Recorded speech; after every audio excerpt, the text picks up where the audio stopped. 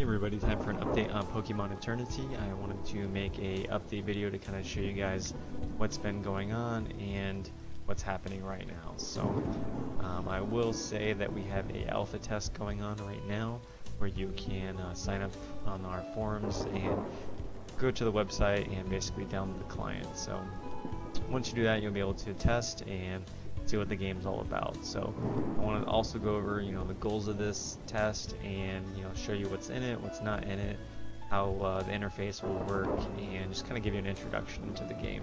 Because I don't really have any sort of tutorial yet, so this will kind of serve both purposes. So let's go over the goals. So the first goal is probably to get an idea of how gameplay works. I want to make sure it's fun for everybody. Basically see what needs to be tweaked, what should be improved. The pacing of the game needs to be adjusted, or maybe the experience values need to be tweaked.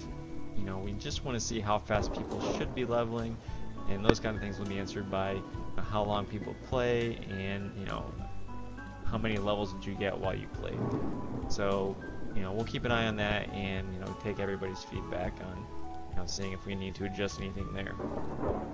The other big thing is probably stability. We want to make sure both the client and the server don't crash under normal usage. It's pretty self-explanatory, but there's many conditions that are hard to test solo or even with a small group of people, because with tens of thousands of lines of code, there's going to be some issues here and there that have been overlooked or just never have been explored before. So with more people on, the more chances they'll hit those rare occurrences, and we'll be able to fix those. The third issue, or goal, sorry, that I want to go over is probably the systems of the game. And this kind of falls under gameplay a little bit, but what I mean by systems are things like the NPC battles, AI, basically anything like the interface that you may interact with. We'll see how those affect you, and if it hinders your gameplay. Basically, I just want to get some more feedback on what we should do to improve that. So for instance, right now for NPC battles, you battle it, and if you win, you can't challenge it again for a little bit, and that kind of frees it up a little bit, because right now you can't. Two people can't be battling the same NPC at the same time, so this kind of spreads things out a bit, and as we add more maps, hopefully that problem will be less pronounced, where people can't battle certain NPCs. But for now, we'll just kind of keep an eye on it. I guess another goal is, for the technology, we just make sure performance is adequate for most people. If you have, I have a laptop from 2007 that's able to play the game without any issues. So, we just want to make sure that everybody can get in. There's going to be a few left behind who just obviously don't have the capability to run some of the things we want to do, but we just want to get as many people in there. So, and things like lag, we want to see, if the way we implemented certain things works out for everybody.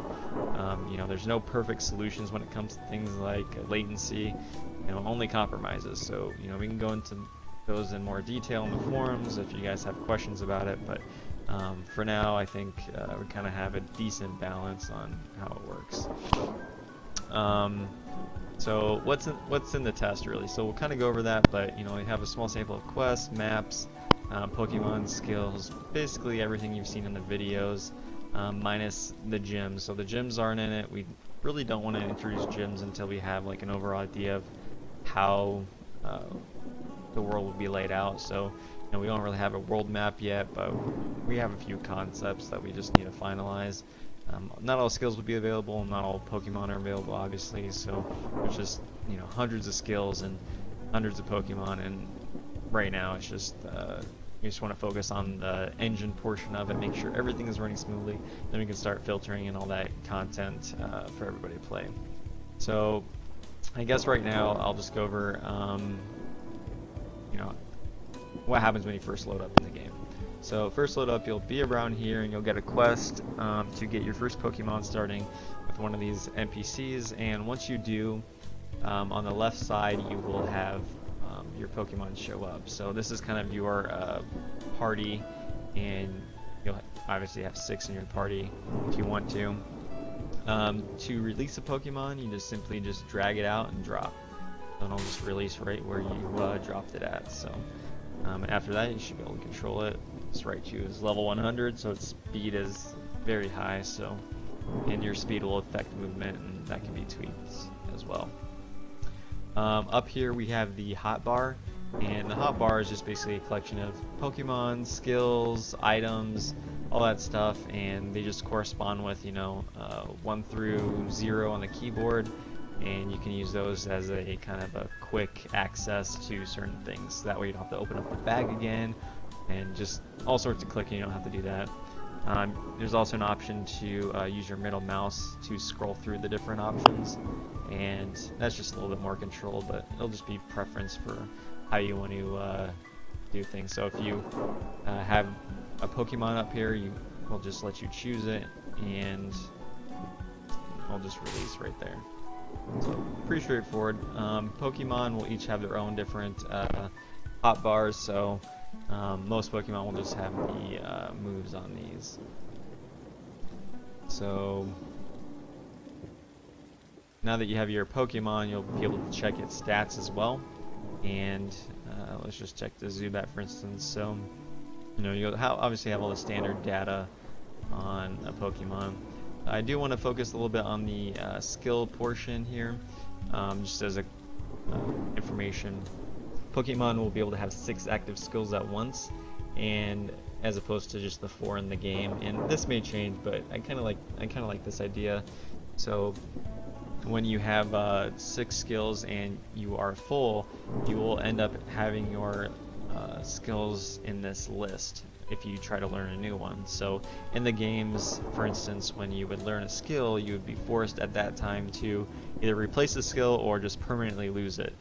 In our game, it'll get moved into the save list, and it'll let you replace a skill one time in the future. That way you're not time bound on what you need to do. And this is also kind of a nice idea. That way you don't have to be frozen, let's say, in mid-battle just trying to decide between skills. It's just you can do it at your leisure. And for skills, if they don't show up, you can just simply drag them to your hotbar, as long as it's that Pokemon. So. And that's pretty much it for details. Let's see here. I do want to go over a little bit on the mechanics of the game. So once you select your Pokemon, you'll kind of get this little battle window interface, and it's kind of just an information bar, but basically you have your name, your level, and your HP and your experience, as well as your energy. So what is energy? Energy replaces the PP in the game. So every Pokemon has a set value of 100 energy, and again, this is all subject to change, but basically each skill uses a set amount of energy, and that energy gets slowly refilled over time. So for instance, well, I can't use this, so, well, I guess it's supersonic, but once you use it, you can see that it just starts regenerating automatically. So this way it's a little bit more fast-paced, I guess. You don't have to constantly go back to the Poke Centers just to refill your PP in the games, just to continue battling. And skills and stuff will affect the rate at which the energy is either produced, so it could be faster, or if you're debuffed it would be lower. So there would be some interesting balance that we go for there. So, and items too will affect it eventually. Just release Blastoise, for instance. So, and also I have been working on like the buff system. So for instance, withdrawal will give you stacks of a defense buff, and you'll get, for instance, this is, increases your defense by 10%, so 5% a stack, and each stack has its own timer. So, and your debuffs will show up under this as well. So I'll just kind of give you an idea. And let's just start up in the bar up here. So you have your party, I guess, bar here, and you can toggle that off and on if you want. But the Pokédex. So here's the Pokédex, and it'll have all the Pokemon in them. Once you capture Pokemon, it will show up in this, it'll pop up and give you information on the Pokemon, as well as let you change the name of the Pokemon. So in our game, you don't automatically register a new Pokemon into the Pokédex. So if you find a new Pokemon, you can right-click it and scan it. And this just kind of makes it a little bit more challenging to complete your Pokédex. You don't have to just, run through a town and all of a sudden you have, 10, 20 different Pokemon show up and you completed your, Pokédex just wandering around. So it just makes it a little bit more challenging. And yeah, so to close it, you just click up there again. The bag pretty self-explanatory. You have a collection of items, you have your different pockets, and you have your money here. So right now you can have a ton of different items, and I really think I'm gonna implement some sort of item limit, or maybe like a weight limit where each item has a specific weight. I'm just not sure yet, but if you have some ideas, feel free to post those. Most items are working for the most part, I guess. So repels work, potions work, and Pokeballs obviously work, revives work. There's a few things like protein, obviously I haven't implemented yet. So pretty much, the basics, heal, revive, and repel are the main things. Thunderstones, water stones, those evolution items should be working as well. And escape ropes, yeah, so let's see here.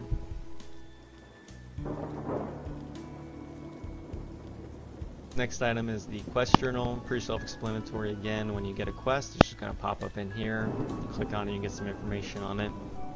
So you'll get the quest title, a brief description of the quest. Basically, just a quick synopsis of the plot. Basically you're just gonna obtain it in exchange of Butterfree. So, and then you have a little objective here. So, you choose to abandon it, but it really doesn't do anything other than just clear up space, because you can just go back and re-get the quest if you really want to. So, chat, pretty easy. If you want to talk just to the people around you, you can just type normally. If you want to talk in the trade channels, you'll notice that trade is number 2, and so you just type in #2 and just whatever message, and it will broadcast to everybody. So it kind of gives you a little bit more options in chatting. You can create your own chat rooms. So let's call this test. So you can just go in here and just talk in that specific chat. So if you want to make private chats, or you want to make your own, if you're in a different language and you want to make a different chat just for your language, you can do that. It's really up to you, and you can adjust that in many different ways. So you can create new tabs just for those channels, and you can do a bunch of different stuff, but there's a lot of customization in your chat. And if you just don't want to be bothered by chat, we have this minimize button, and you don't have to worry about it that way. For quick chatting, you just press enter, and it'll automatically enter and get out of that box just for quick access. And we have the timing. This is the server time, so we have little icons here. So obviously it's storming right now, and it's kind of a little nighttime, I guess. So you have a little moon. So everything being on the servers, so spawns being at night, everything like that will be, if you're in a different time zone where every time the server is at night, unfortunately you'll be forced to trade for certain things. Right now everything's spawning at all times of day, but the technology is there. I just don't have the actual content filled out. So and also, if you really want to, if you don't want it to be nighttime all the time when you're playing, you can just check this thing here to always be daytime, and then you can play like normal. So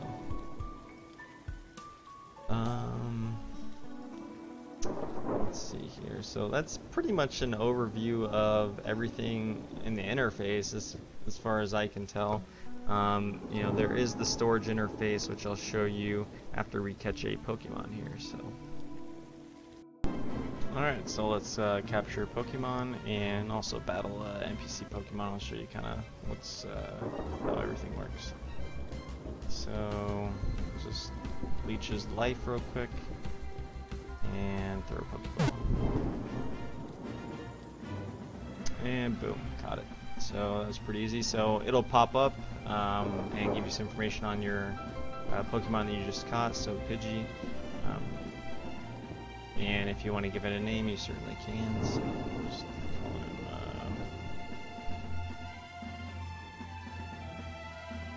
Vespiquen. So it'll just let you know that it's been transferred to the PC. We do have some status effects in the game. We are adding some more, so.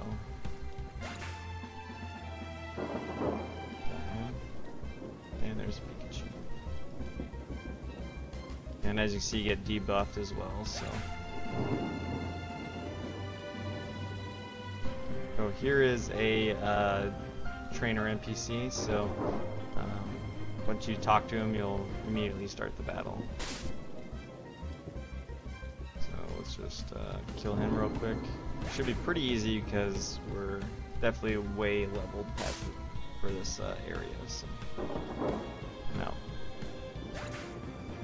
So once you beat him, you know, you'll get some money, and you'll be able to just, you can't battle him again until the time has passed. So, yeah, that's pretty much it for battling. I guess I can show off a few other skills. Let's see, skills. I'm gonna create this bar real quick.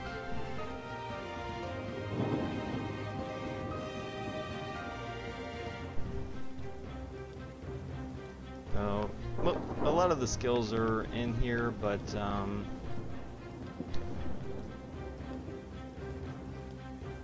kind of have to play around with it a little bit. Let's see here, we got Blastoise. I already showed you guys withdrawal.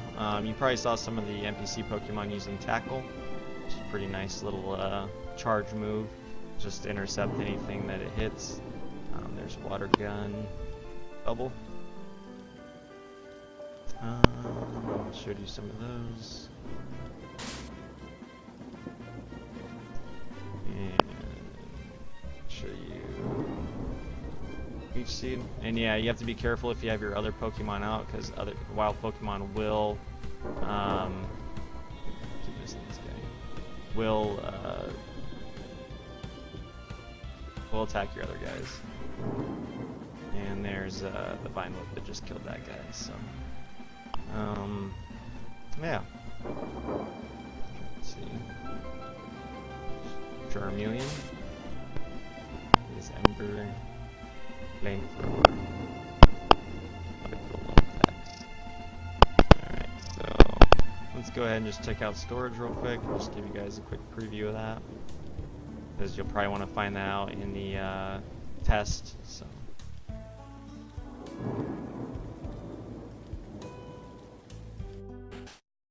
So this is just the temporary NPC we have right now, so.